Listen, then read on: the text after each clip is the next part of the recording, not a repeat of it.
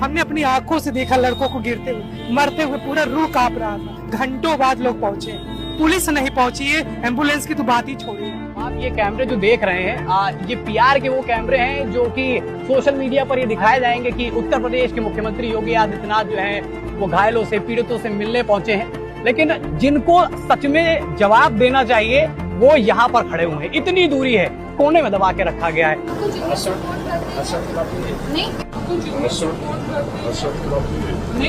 ये एलडीए जिसने 2016 में इस बिल्डिंग को गिराने का नोटिस दिया था और 2016 के बाद 10 साल तक अपने ही नोटिस को देकर एलडीए भूला रहा।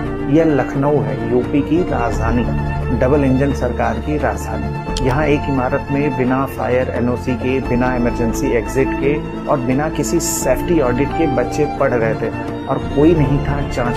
দুটোর সময় সিদ্ধান্ত নেই। এই যে ভারী বিম এ কাটার কোনো মেশিন রাখেননি আপনারা।